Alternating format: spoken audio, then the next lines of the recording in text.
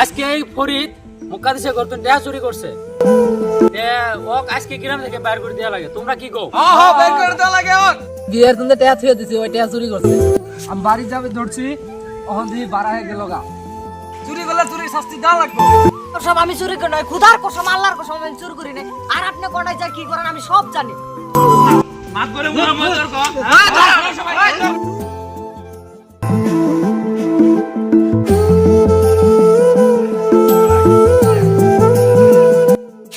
বলে তুই আমার জঙ্গলে ডাকছিস কেন? আমাকে তুই উদ্ধার কর না বন্ধু, আমি বহুত বড় একটা বিপদ করতে বন্ধু। তোর কি হইছে?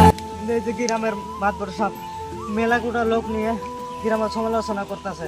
আমি বলে ওই যে মুকাদ্দেসের ঘর থেকে টাকা চুরি করছি বন্ধু। আমি বিশ্বাস কর আমি কোনোদিন চুরি করছি, ছোট থেকে তোর সাথে বড় হইলাম, কোনোদিন আমার নামে কোনো বদনাম শুনছ না তো তুই আবার মানুষ না, কিসব সন্দেহ করে?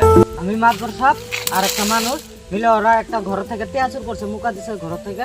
আমি দেখছি দেখি আমাকে আর উল্টো ওরা চুরির বদনাম করতেছে, তাই জন্য আমাকে মারছে মাতবর সাহেব। দেন খানিক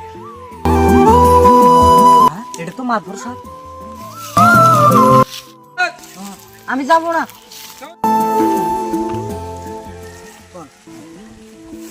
না আমি ভাই নেবে না না ভাই, আমাকে এইভাবে ফাঁসাইছিল, এনকা তুই কি করে বাঁচাবি? বাঁচা আমাকে রে বন্ধু। এক কাম কর, কিছু দিনে তুমি বিদেশে যা। তুই যে এই কটা আমার টাকা ব্যবসার জন্য জমানো আছে তুই রেখে দে। আর যদি আমাকে পায় তো মেরে ফেলবে, আরো টাকাটা পাইলে আরো আমাকে মিথ্যা পাতে চুরি পাবে। টেনশন করিস না, তোর টাকা যাবা সেম সেম থাকবো, তুই আইসি তাহলে মাফ করে দে।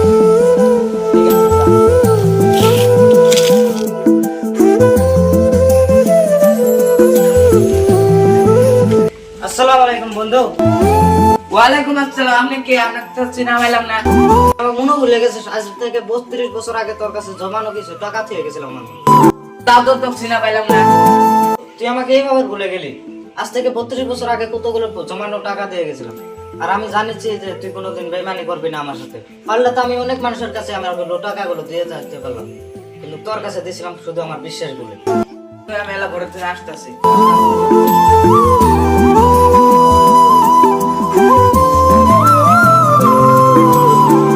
তোর বোন হয়ে যেত টাকা। যে বাবার পয়সাগুলো থেকে গেছে ওই বাবারই আছে। আর জুন সুতা দিয়ে দিয়েছিলাম ওই সুতাই আছে। তুই কি পারলে এই জমানো টাকা দিয়ে তো খরচ করতে পারতি।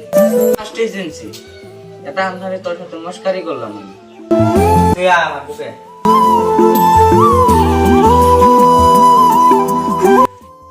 তোর মতন বন্ধু ঘরে ঘরে হোক, আর যার ভিতরে আমানত আছে তার ভিতরে কিন্তু ইমানও আছে বন্ধু।